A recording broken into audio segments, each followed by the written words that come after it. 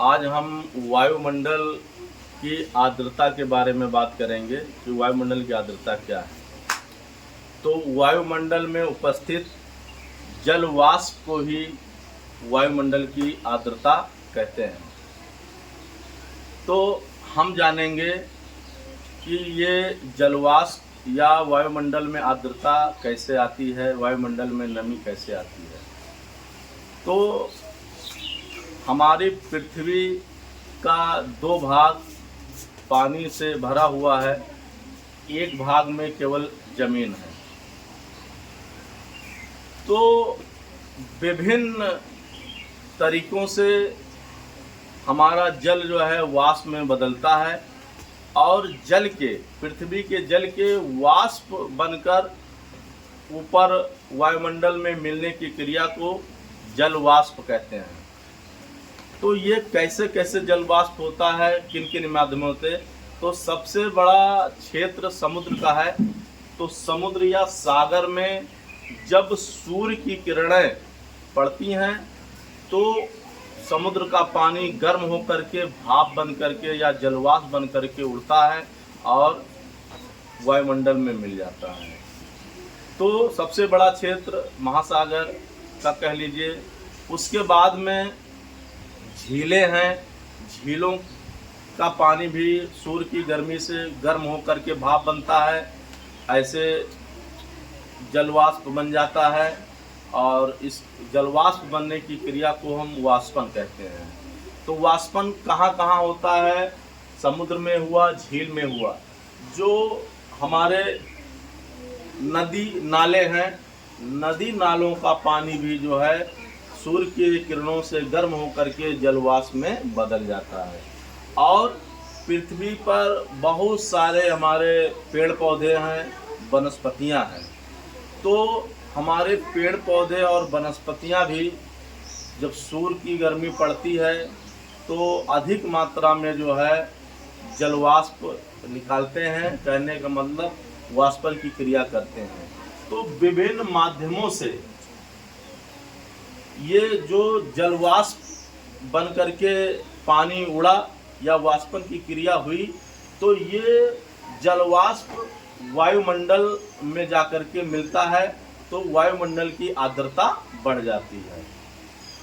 जब ये वायुमंडल, मैं बता चुका हूँ, जैसे जैसे वायुमंडल के हम ऊपर जाते हैं, ऊपरी परतें ठंडी हैं, तो वहाँ जा करके जो हमारी जलवाष्प है, तो जलवाष्प जो है पानी की छोटे छोटे कणों के रूप में बदल जाती हैं या पानी की छोटी छोटी बूंदों के रूप में बदल जाती हैं।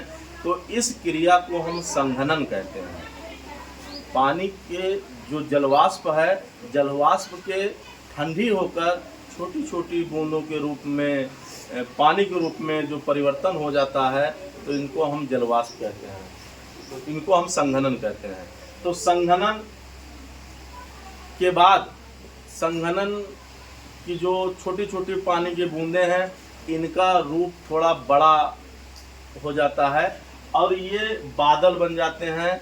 और बादल जो है ये, और जब बूंदें बड़ी हो जाती हैं, वर्षा मेघ बन जाते हैं, बरसात के बादल बन जाते हैं।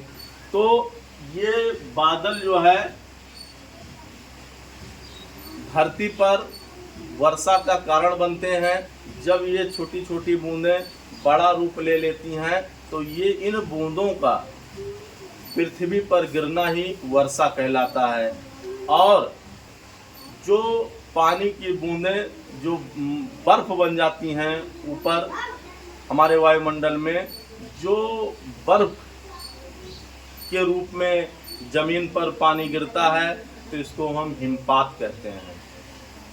तो जब हिमपात या वर्षा हुआ तो हम एक इसका वो देख लेंगे कि सागर या धरती से जल वाष्प बन करके वायुमंडल में गया। वायुमंडल में जो है संघनन की क्रिया हुई, बादल बन गए, बड़ी बूंदें बन करके जो है फिर वर्षा या हिमपात के द्वारा जमीन पे पानी पहुंचा। और ये पानी हमारे वनस्पतियों के लिए भी लाभदायक हुआ। और यही पानी नदी नालों के माध्यम से बहता हुआ नदियों के माध्यम में सागर में पहुंचा, नालों के माध्यम से सागर में पहुंचा, झीलों में पहुंचा, और फिर यही पानी जलवाष्प बन करके फिर बादलों में पहुंच गया, और फिर बादलों में जा कर के वायुमंडल में जा कर के ठंडा हुआ, ठंडा होकर के फिर पानी के बादल बन गए, और बादल जो है फिर बरसात कर देते हैं।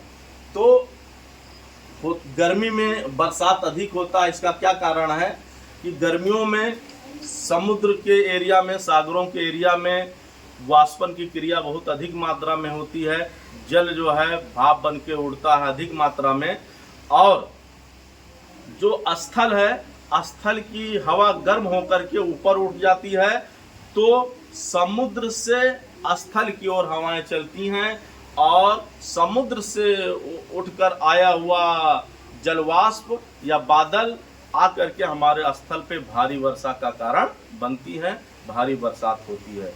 इसका ठीक उल्टा है, सर्दियों के दिनों में पहाड़ों की तरफ से या स्थल की तरफ से हवाएं जो है समुद्र की तरफ चलती हैं।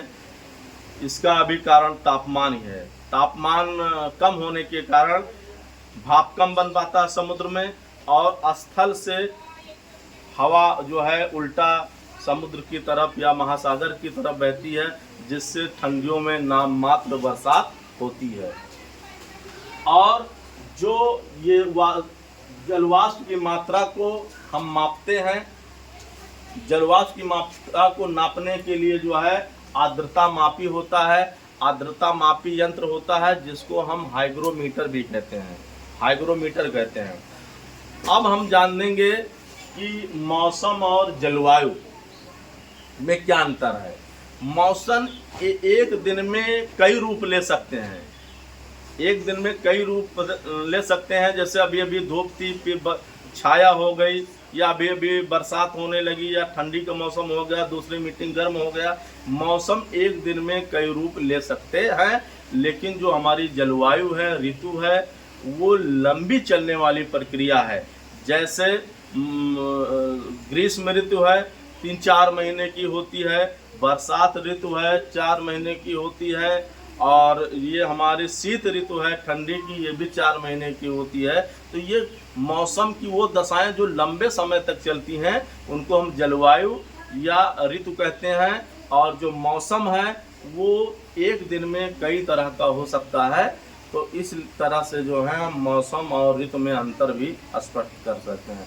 इस पानी बनकर भाप बनकर उड़ने की क्रिया और ऊपर से फिर पानी बनकर नीचे गिरने की प्रक्रिया को, इसको एक बार भाप बनकर उड़ना, फिर ऊपर जाके ठंडा होना, फिर पानी बनकर गिरना, इसको हम जल चक्र के नाम से भी जानते हैं। तो इस तरह से हमने जो है इतनी जानकारी ली। Okay, thank you.